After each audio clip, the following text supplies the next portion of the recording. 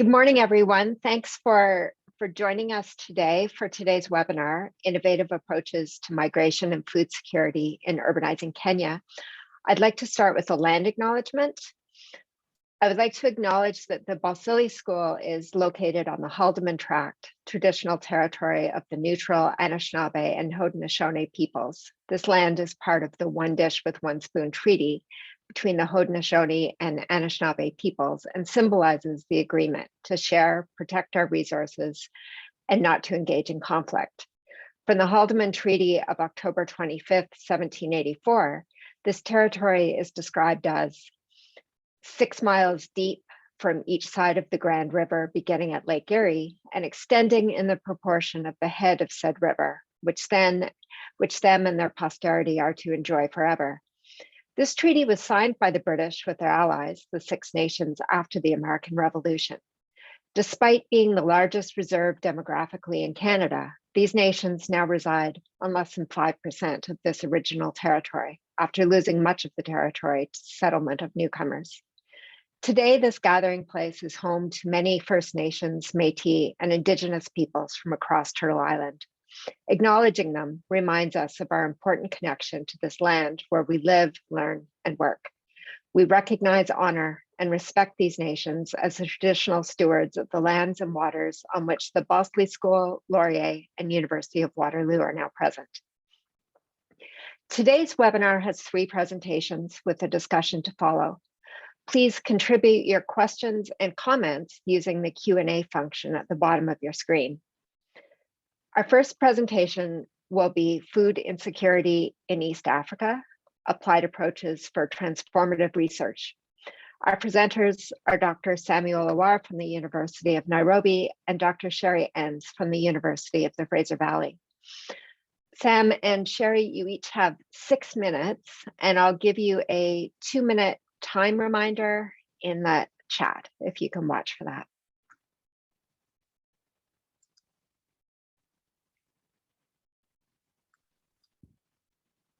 I think I am going fast and I need to share my screen.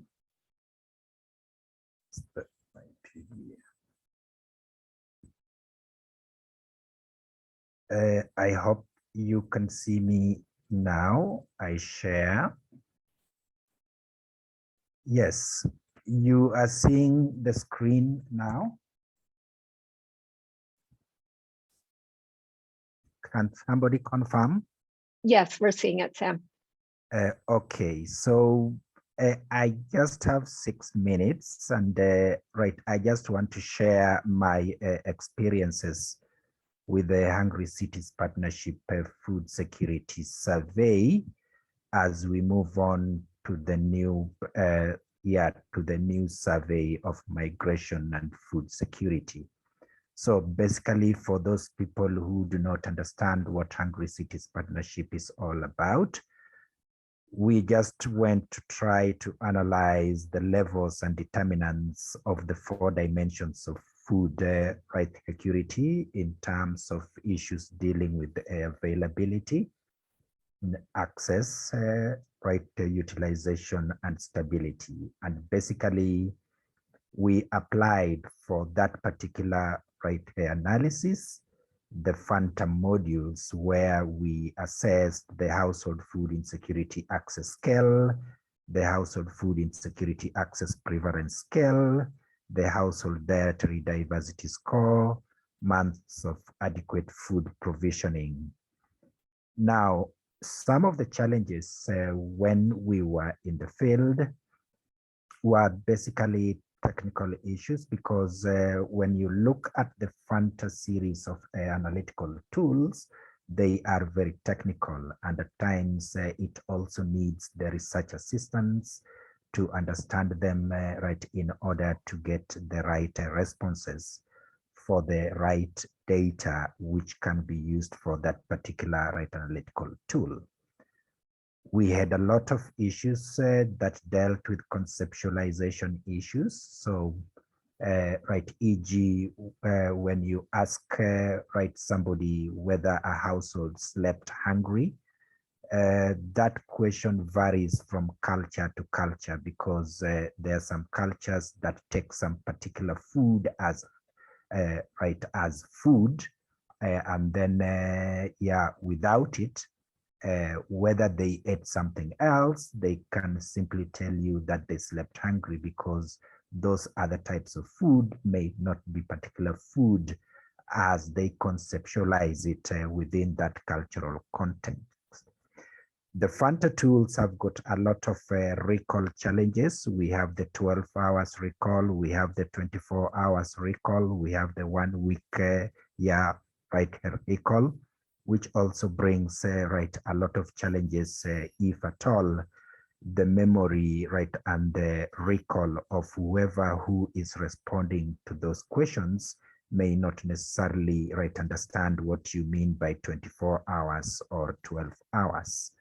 The other challenge we had was who speaks on behalf of the household on food matters. And basically we tried as much as possible to find the female spouse or the female head of the household who was particularly concerned with the food issues.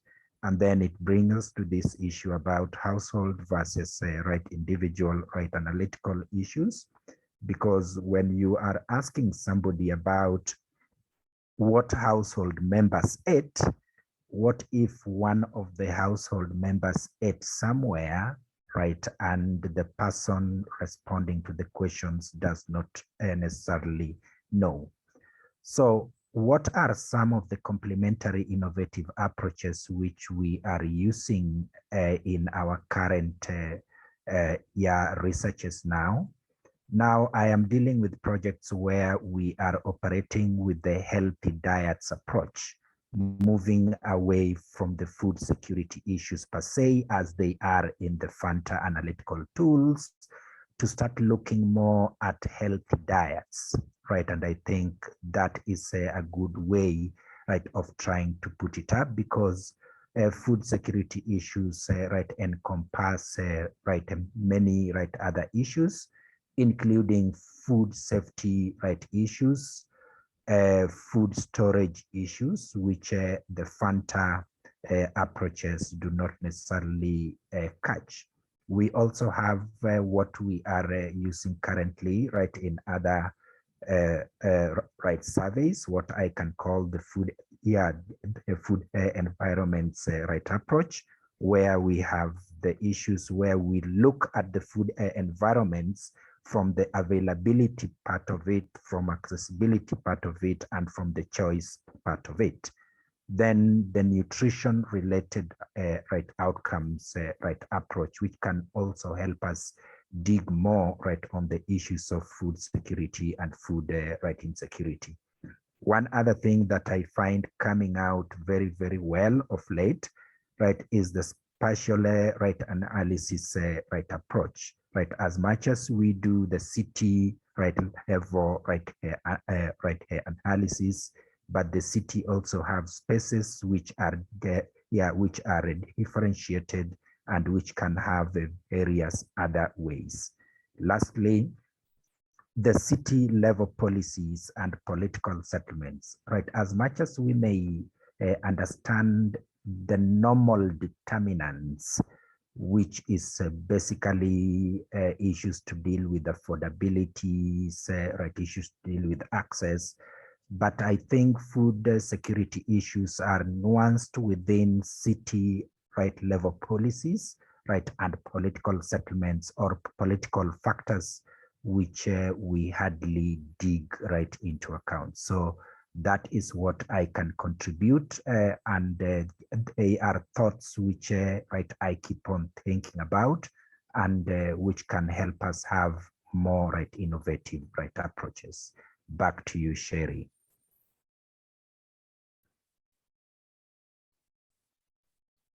So I have to remove, all right. Let me try and see. Where am I? Okay. All right.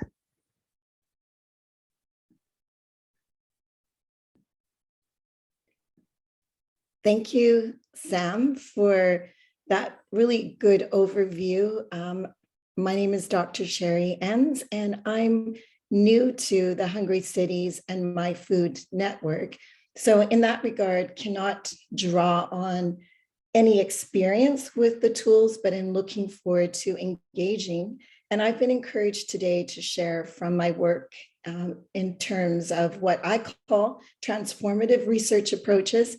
And it's not to suggest in any way that quantitative large-scale surveys are not transformative, but in case there's anything of interest that might be useful in your work, or you want to question me on, I'll just briefly go through some ideas.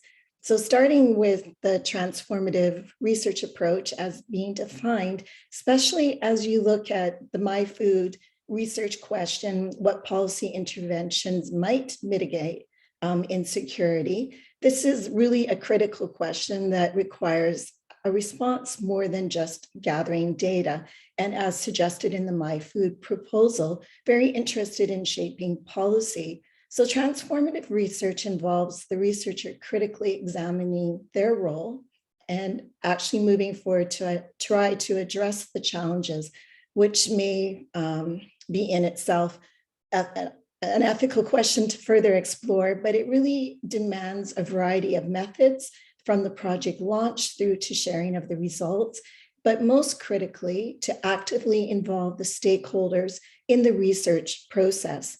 This isn't new to the food insecurity. If you are familiar with the World Food Forum, their Transformative Research Challenge has a whole range of what they call transformative methods there. But what is most interesting is that the idea or the concept is that as research begins to inform societal transformation, hopefully in a positive way, that personal transformation also takes place because we're required to challenge our own positionality as it relates to both methodology and a range of mixed methods. So I've been fortunate to work in many contexts within East Africa for organizations such as War Child, Save the Children, Plan, using a whole range of methods, the more standard surveys, collaborative policy design and research, something that you may be familiar with, tactical urbanism, which focuses more on the spatial, and then arts-based research tools. So quickly, if, for example, with Aga Khan University, IDRC, and some of you that are present were involved in this project where data was used to inform and actually shape a new bill that was to promote urban food production. In Abbotsford, we used an app for farmers and we collected data. At the same time, it was used to share information on food access more food so that they could share beyond their own community. When working with children, especially in refugee contexts with food security, used really innovative research tools and design, as well as play-based activities in order to understand the eating habits and response to COVID-19 for children. Adapting the more adult-oriented tools and understanding, we were able to gain insight specifically for children using a whole range of tools. As it relates to tactical urbanism, the idea that food affordability is very place-based within urban space. So some of the more fun ways we've been able to explore, do research, and hopefully affect change, which is short-term, but hopefully informs long-term change, was through something like the pop-up farmers market in Nairobi, working with University of Nairobi students, where there was dialogue between farmers and students and community members trying to affect change. And so here, human-centered design as an urban planner, it infers non-linear thinking. So you're coming up with ideas, you're testing them, and then going back. And at the center is the community. Using a range of arts-based tools, and I'll go quickly, but one really powerful tool with youth has been storytelling. And this is a tool that I've been able to use working with animators and graphic designers. And that dissemination actually becomes part of the research process. So I'm hoping in a small way that I'll be able to use some of these tools in a project in Nairobi looking at South Sudanese refugees and food insecurity, a whole range of methods, including photo voice, ideation, and place-based stakeholder engagement, working with a team that that knows the community well, but I've worked with before in the context of South Sudan. And then just in conclusion, more recently, I was privileged to be in Mathari in Nairobi, training youth on transformative participatory research methods. And I can say with certainty that when the tools are given back to the community, if not in the process of research, but certainly in dissemination, that there really is a change that happens with them themselves, but in terms of addressing the challenges that one set out, hopefully to inform. So I hope in some ways this was useful. Thank you. And I apologize. I seem to have lost my voice this morning.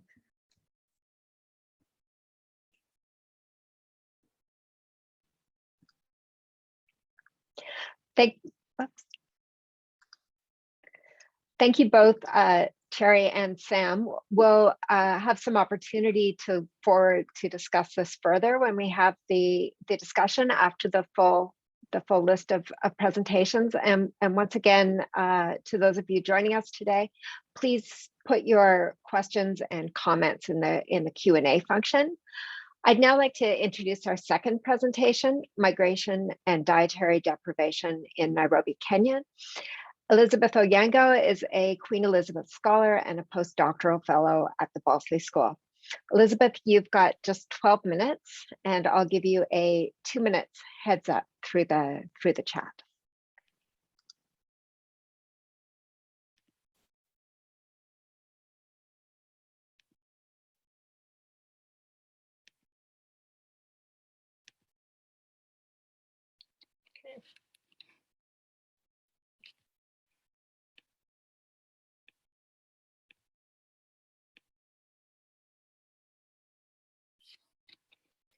Yep, thank you so much for being here to really listen to all these great presentations.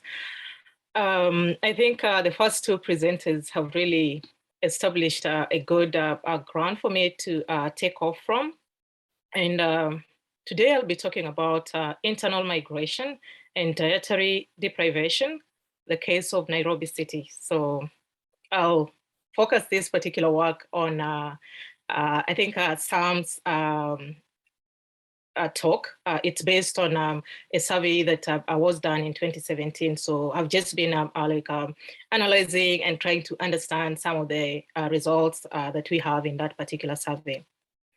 So my presentation, I'll begin by giving a brief background information on this particular analysis that we did. I'll talk about the research methods, and I'll give some of our research findings based on the analysis. I'll do a brief discussion, and finally, I'll conclude. So I think we've already noticed that urbanization is taking place so rapidly, and most cities within the sub-Saharan Africa are growing in number, and it's estimated that nearly 62% of the population in this particular region lives in the cities. Most of these particular individuals are living in precarious conditions with limited livelihood options, which basically make them to be unable to really meet their basic requirements, particularly food. When we talk about food security, basically this is a situation where people at all times have physical, economic, as well as social access to sufficient, safe, and nutritious food that meet their dietary needs and food preferences for having an active and a healthy life. And this particular definition by FAO basically considers 4 main elements of food security. So with this, they focus on accessibility, availability, as well as utilization and stability. A lot of particular work within the sub-Saharan Africa have demonstrated that, or even have talked a lot about food availability and access, but limited attention has been paid to other aspects of food security, particularly when we talk about utilization and stability. And as this particular part of the world continues to grow, there is also the other aspect of nutritional transition that's also taking place. And because of this, we've witnessed in the recent past a few studies that have also talked about utilization and consumption. These particular studies have revealed the role of individual and household characteristics, as well as the prevailing systems in the food environment in determining dietary diversity. And I think Sam already mentioned about some of these things.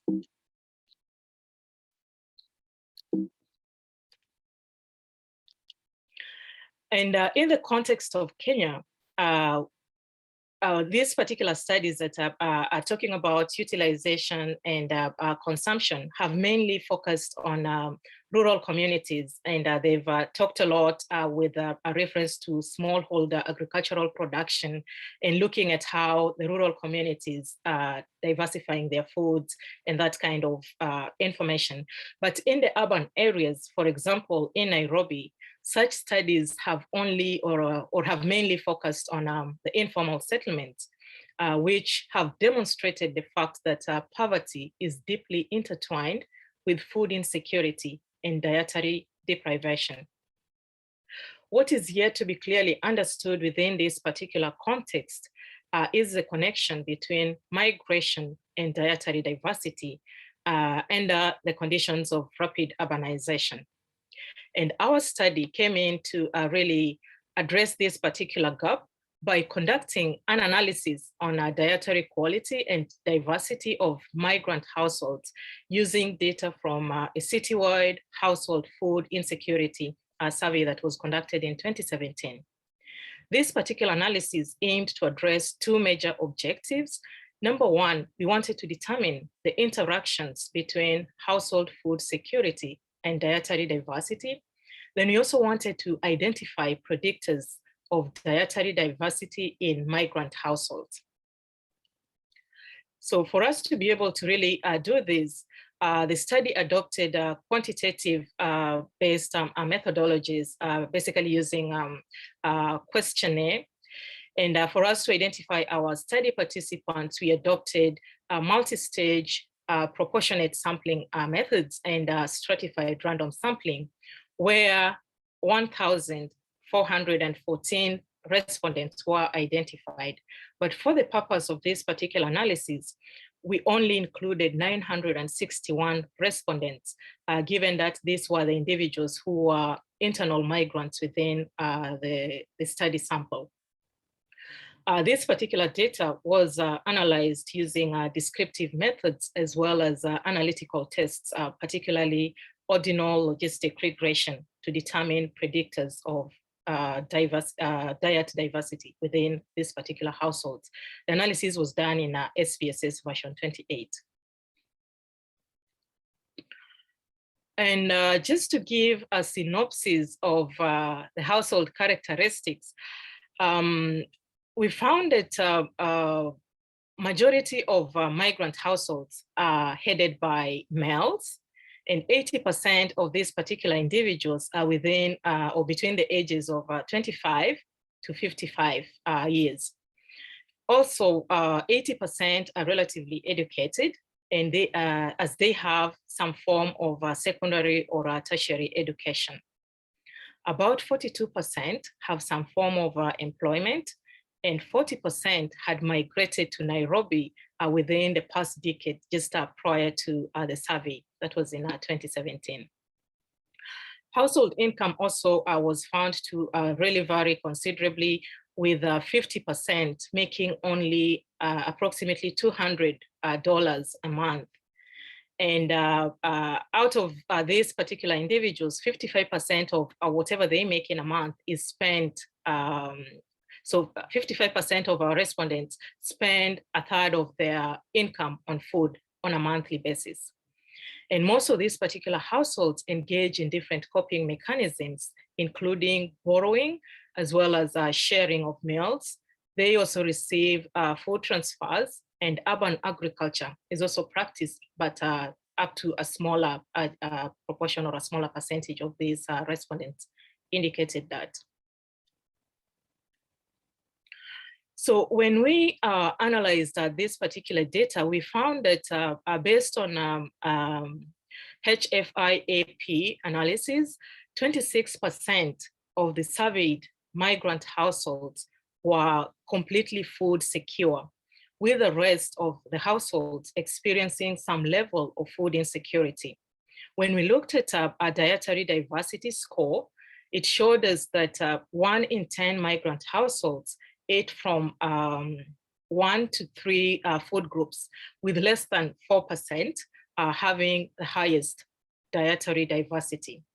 So basically indicating that there is a huge gap in terms of household dietary diversity, as well as household food security status.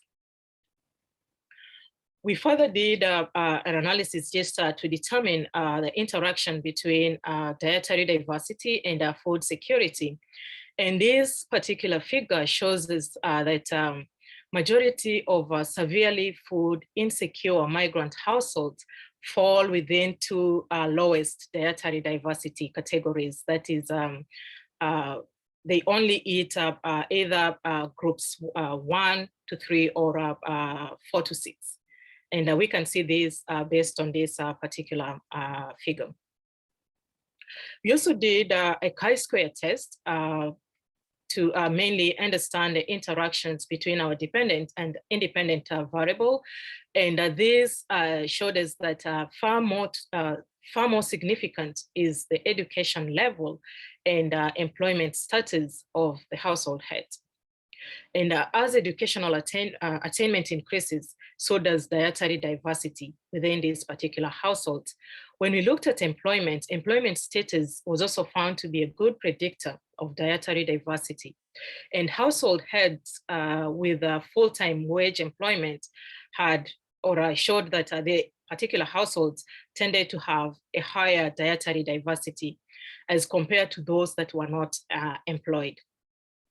Increase in food prices is also a key determinant of what households can afford, and this kind of and the kind of foods that end up on the dining table of this particular like in the urban households.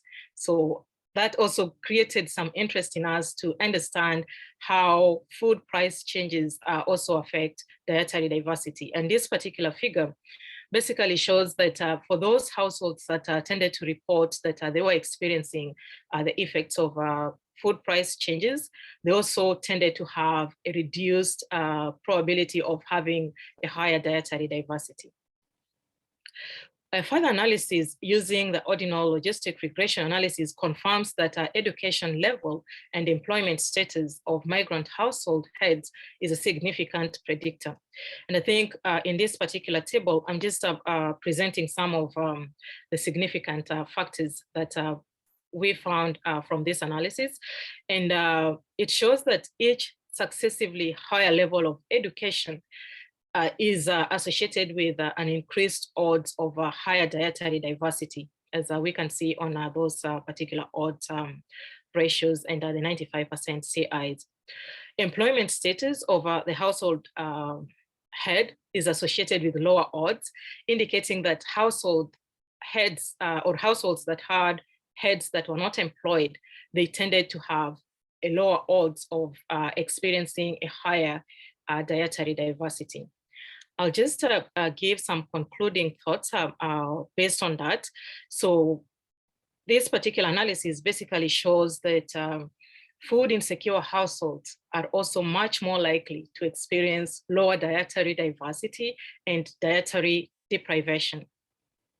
Households most likely to experience dietary deprivation live in informal housing. I think that was demonstrated when you look at the entire analysis. They tend to live in informal housing and have higher levels of lived poverty index, and do not have members in the formal sector employment. Although in this particular study, we found that remittances, what I want to say here is that although remittances has been associated with increased dietary diversity in other studies, this is not the case in this particular analysis. Our results did not show significant results in relation to whether a household is remitting money to their rural connections. And similarly, when it comes to urban agriculture receipt of food transfers, these were found not to be associated with an increase in dietary diversity. So maybe that can be an area for research, or it is an indication that maybe in this particular context, this might not be suitable areas for intervention, or we might need to do further studies to really determine whether those can also contribute towards some policy kind of interventions.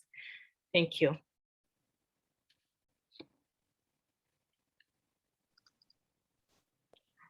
Thanks very much, Elizabeth. That was really fascinating, and I look forward to the discussion that we'll have following this final presentation to learn more about your research.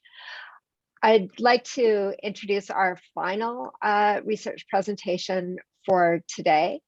So this research presentation is titled "Inside the System, Outside the Law, the Informal Food Economy in Nairobi, Kenya," presented by Zach Ahmed and Jeremy Wagner, both who are PhD candidates at the Bosley School. So you each have, you've got 12 minutes altogether, and I'll give you a 2-minute warning in the chat.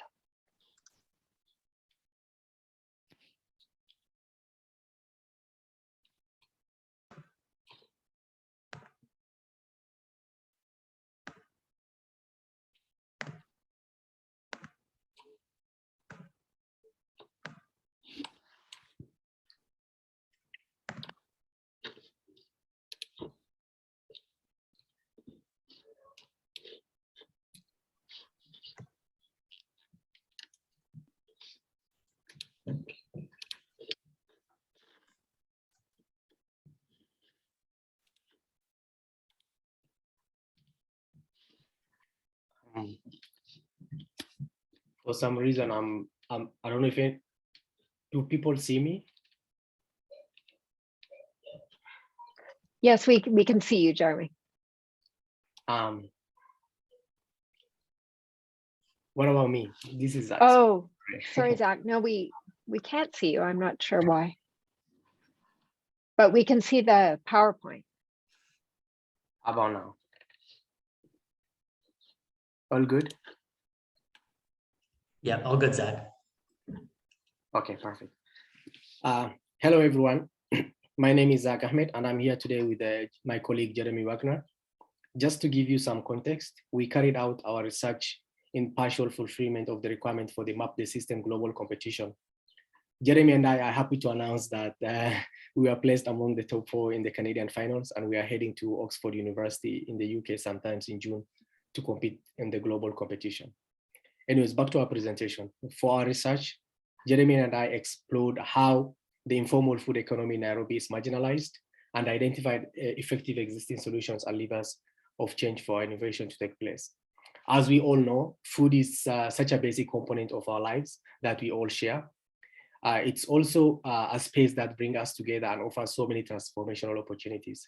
Personally, growing up in Nairobi, I've seen firsthand how the food system is central to Nairobi's social environment and economic sustainability, contributing both to positive and negative outcomes. Most of the Nairobians depend on the informal food economy for their daily livelihoods. These experiences have motivated Jeremy and I to carry out this research in order to look further into the systemic problems that the informal food economy faces and to find opportunities for change. So just last week, I was walking through the streets of Nairobi, and I couldn't help but notice how visible and prevalent informal food vending is in Nairobi. I took this photo when I bumped into Mary, a young mother who sells samosas and cooked eggs for less than $1 a day across the street from a supermarket to feed her young family. On the same day in the evening, I took this photo in the neighborhood of Isli, where I bumped into Kamau, who has a high school diploma and rides a bus from the largest slums of Kibera so that he can be able to pay his rents and save some money to be able to afford college education in the future. The 2 photos taken by Zach show how the informal food sector is an essential component of Nairobi's food system and contributes to it by making food more accessible and affordable to food insecure households. What is an informal food economy? I think it's important to define. It's composed of people who've been excluded from formal social, political, and economic structures within the food system, and work across all stages of the food supply chain. In the simplest terms, the informal food economy in Nairobi is an unregulated economy that operates inside the food system, but outside of legal protections. Just to clarify the significance, there are over 7 million or almost 7 million informal enterprises in Kenya, with 99.4% of them being unlicensed micro enterprises, the majority of which are owned by women. 9 out of every 10 new jobs created in Nairobi are in the informal economy, and over 70% of Nairobi's population buys food from the informal sector on a daily basis. However, the current governance landscape in Nairobi encourages the formalization of food economy while systematically marginalizing the informal food economy and those who depend on it for their livelihoods. Currently, the policy landscape surrounding informal food system entrepreneurship in Nairobi is ambivalent at best and hostile at worst. And without the informal food system access to affordable food will be severely constrained, pushing urban residents into critical levels of poverty and food insecurity. For our research methods, we utilized 2 separate citywide surveys in Nairobi collected by the Hungry Cities Partnership that examined household food security and food purchasing behavior and informal food vending within the city. We also utilize academic, policy, media, and private sector sources, as well as informal interviews with experts to frame and support our research. So by mapping Nairobi's food system, we found that the informal food economy in Nairobi is being marginalized through complex interaction between many sectors, including government policies and intervention by internationals, national, county authorities, civil society, and the informal economy, as well as deeply embedded mental models that disregards informal food economy as inferior or problematic. Through our stakeholder mapping exercise, we identified 3 factors that impact the functioning of the informal food economy. So first, decision-making influence is highly consolidated among public sector actors. Second, financial flows and knowledge flows within the food system are almost entirely directed towards the first stage of the supply chain, agricultural production. And then last, informal food economy actors work along the entire food supply chain, but they do so invisibly from many of the financial and knowledge flows, as well as decision-making influences that we've identified. And looking at the root causes, this issue has mainly stemmed from the ambivalent and hostile government policies, civil society organization perpetuating myths, biases, and mental models about informal economic activity, and the complicated yet important relationship with the informal food system economic activity. Policymakers have 2 strong biases when governing the food system, a focus on rural agricultural production and the formal food economy. So first, the locus of poverty in the Global South is shifting from rural to urban settings, as Dr. Ojango noted, as a result of urbanization. Policy discourse is really lagging behind in addressing this trend. This poses a unique set of challenges for the food system, including increased vulnerability to new forms of malnutrition, precarious work, and then pressures on food markets. Secondly, the failure of policymakers to recognize a continuum from fully legal to fully informal means that legal barriers prevent informal food system actors from meeting their full potential. A patchwork of legislation and bylaws are used to limit informal economic activities within Nairobi's food system, and it leads to harassment and forced removal of informal vendors quite often. Unfortunately, throughout our research, what we've identified is that civil society organizations often perpetuate the same development biases as the government, which reflects the deeply entrenched mental models that determine how we value one development pathway over another. Many civil society actors often receive funding and further the same development agenda by the nature of funding requirement imposed on them. For instance, research organizations often receive funding from the government to explore just a narrow section of the food system, such as rural agriculture. This in turn perpetuates bias through knowledge dissemination while ignoring emerging issues in urban areas of food system. Common approaches to informality view the relationship between the formal and informal sectors as one of subordination and exploitation, and governance really tends to stratify this type of relationship. So in this sense, the informal food sector serves as a source of low-cost goods and services for formal firms, thereby allowing them to reduce expenditures on labor, production, distribution as a means of maximizing profits at the expense of informal workers. The key question of our research then was, how is actually the informal food economy marginalized? We realized that common barriers emerge that negatively impact the day-to-day functioning of the informal economic activity, including lack of tenure, poor access to financial services, a lack of legal protections and rights leading to precarious working conditions.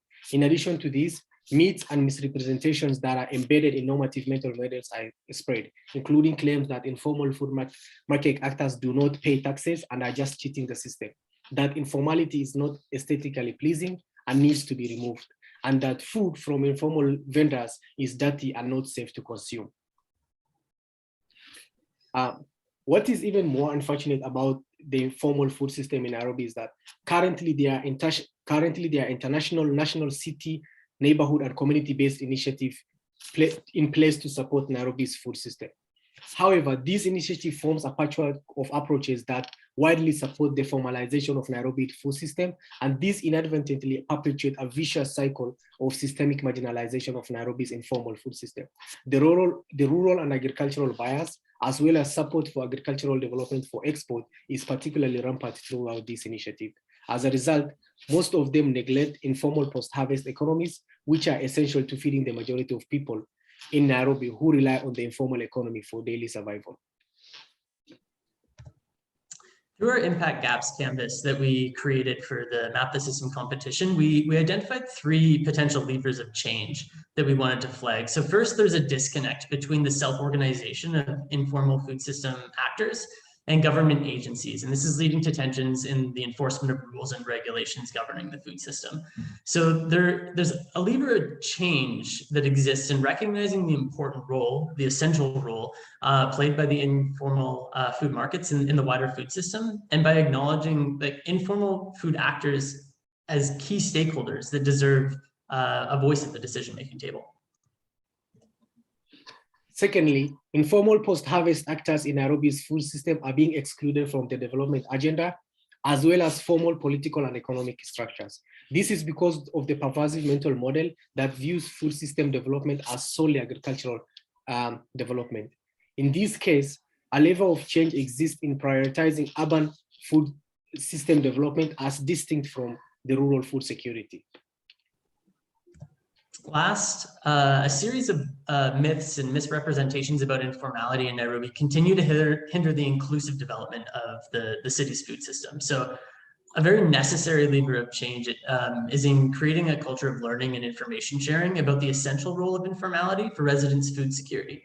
Civil society organizations such as NGOs, professional associations, and academia as well must really increase advocacy and intervene in the policy cycle, particularly at the agenda setting phase of that cycle, in order to challenge these mental models and co-create informed policy interventions. So to conclude, throughout our research, we learned that the marginalization of the informal food economy in Nairobi is embedded in a complex system that has been prevalent for decades without any effective intervention being implemented. Above all, we learned that Nairobi's food system functions because of the entrepreneurial, innovative, and deeply resilient people like Mary and Kamau, who I met, who work within it despite being excluded from property rights and labor law.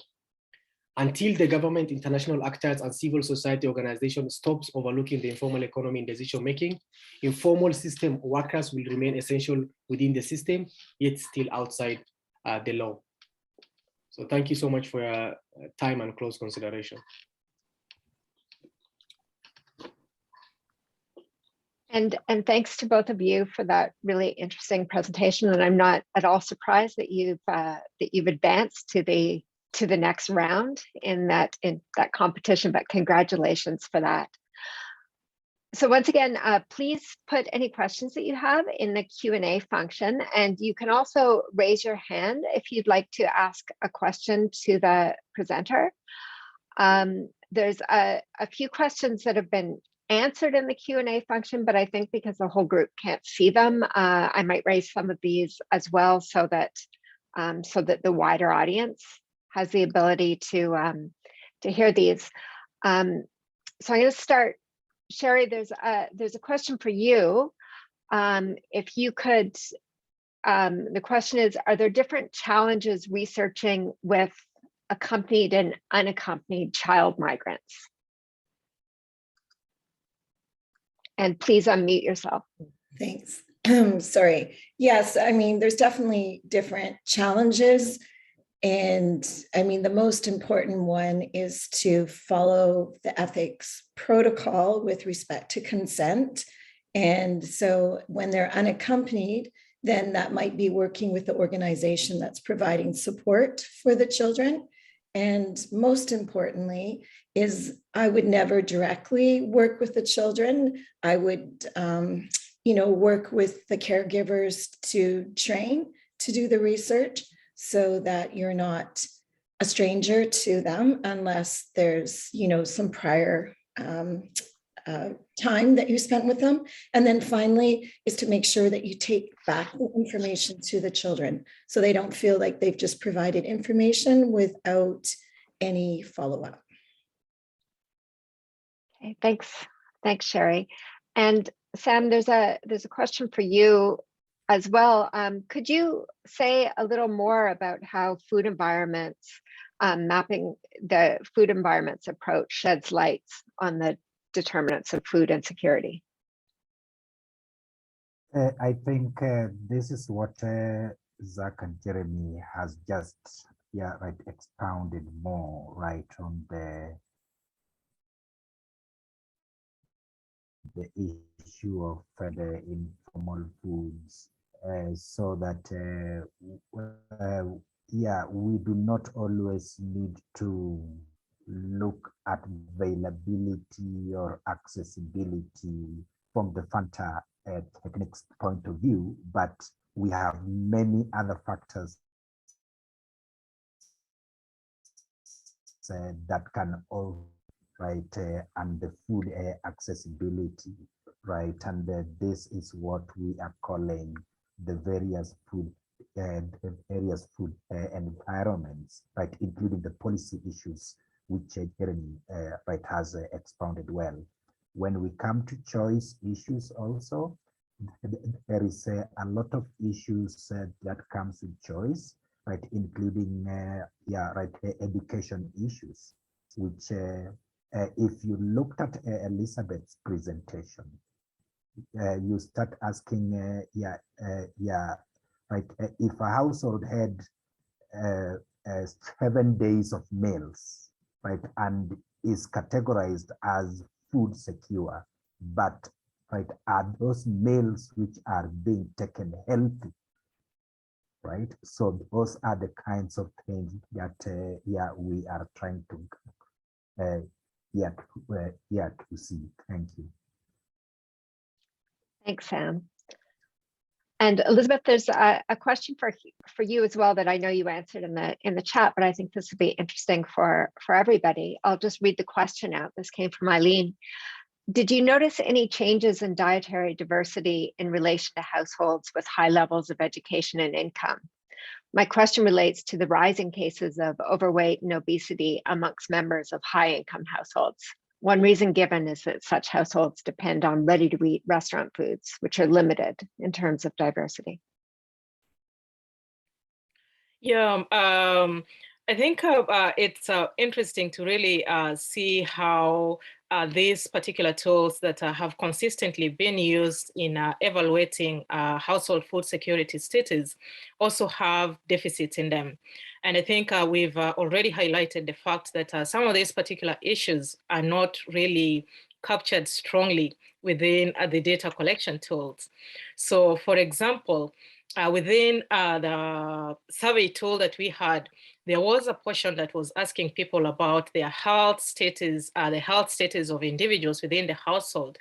But surprisingly, a lot of people did not mark or even marked no for the kind of health issues that we were talking about, like even obesity, be it diabetes or the non-communicable diseases that might be related to the kind of foods that people are eating. So it just demonstrates to us that some of these particular gaps may require some transformative methodologies, which I think Cherie has really highlighted. And we need to be able to really embrace other additional methods, bring in qualitative methods, bring in new tools like the food insecurity experience score that's currently being used to evaluate the UN Sustainable Development Goal in relation to hunger and those kind of other tools. So I want to say that with my analysis that I did, with all these limitations, I wasn't able to really identify these changes that are happening within the households. But it is an area that I really hope we can be able to look into and advance our research work to really talk more about healthy foods, talk more about the exact composition of what people are eating. We are saying that they're eating these food groups or eating foods from these particular food groups, but are they healthy foods? Are they things that are really contributing towards obesity, or they are making them to be to live a healthy life? So I think that's what I can say in relation to the question. Okay, thanks, Elizabeth. And Jeremy and Zach, I have a couple questions for you. So here's the first. Based on your research, how much of the policy marginalization of the informal sector is due to the contradiction in the mental model of development? And how much is due to the fact that the local government cannot collect taxes from or properly monitor food safety concerns in the informal sector?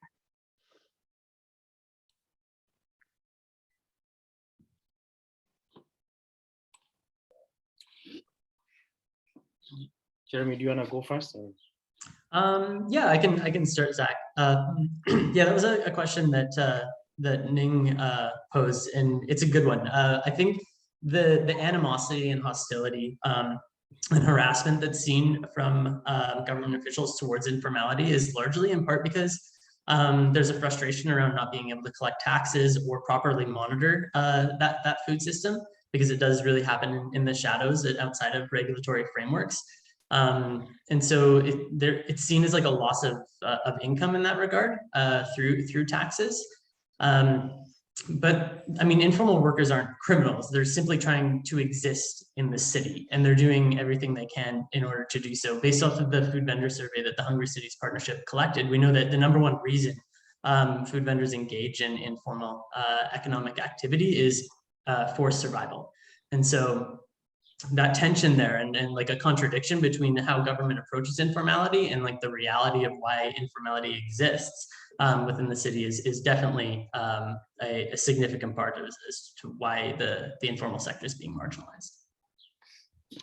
Yeah, just to quickly add on what Jeremy said too, is like just to understand the informal food economy in Nairobi, like there's also need to understand the nuance surrounding many developing issues in Nairobi, just like the housing, transportation, urbanization, rural to urban migration, and so many different things that come together and make issues like informal food economy a wicked problem.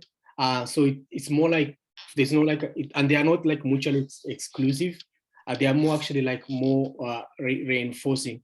So if you look at, there's also element of neo-colonialism to it, where big corporations are like careful and now making entry into Nairobi, and they're trying to shape government policies into favoring more formalization processes, and these automatically leads to systematic marginalization of informal food economy, and then being pushed out of the way, and they are being seen outside aesthetically pleasing. One of the photos that I took is actually the lady selling cooked eggs just a few hundred meters away from one of the largest supermarket. So in the evening, you would see that a lot of informal food vendors actually camping in these places, but during the day, they actually, it's like more like cat and dog chase, where like they're being chased around and stuff like that. So, and these people actually, they have opportunity and potential to pay taxes and become part of the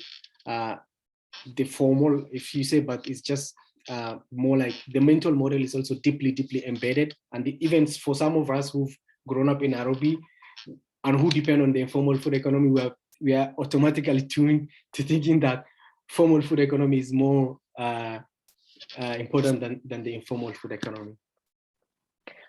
Thanks, Zach. And I think that really ties into this next question that came from Alan Silveran. What are some of the potential actions that you see that could reduce the stigmatization of informal food enterprises? And who do you see as most able to take this action?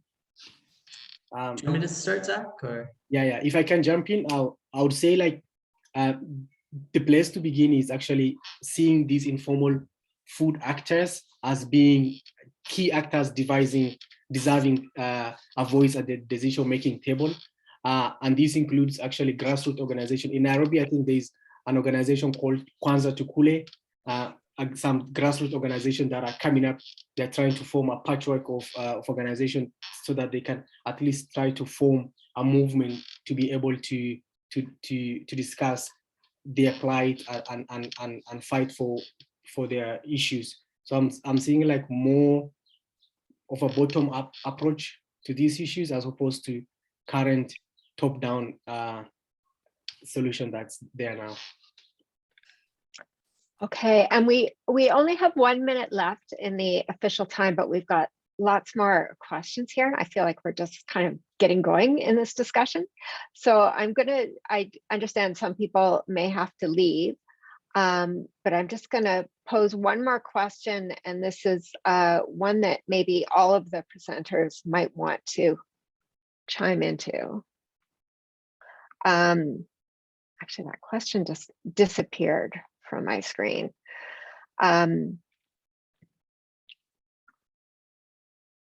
Okay, then I'll just leave with this final question, and then if people want to stay on, maybe we could use the hand function to cover things that are left.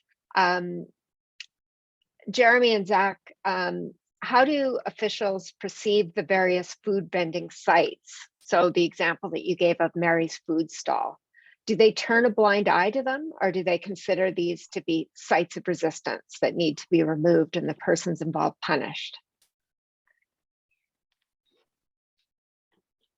I can only speak based on my experience. Actually, the systemic marginalization of the informal food system actually end up exposing informal food vendors to harassment and corruption. It has become like a way of extortion from the government actors, the city council actors. So they are seen to be existing outside the law, but within the system, as the title of our presentation captures. So they are seen to be unregulated, illegal. So all this kind of negative stuff. Okay, thank you. For those of you that need to go, I'm aware that it's 12 o'clock now and our hour is up, but I want to thank all of the presenters today for their really engaging and fabulous presentations, and to all of you for joining us. And please be sure to join us for our next webinar on June 21st, Accessing Food During COVID-19 Lockdowns, Evidence from China. I know there's a lot more questions sort of coming in, and these were really interesting presentations and are generating a lot of interest. So please feel free to send emails and to reach out to the presenters if your question did not get answered. But thank you to everyone today for joining us.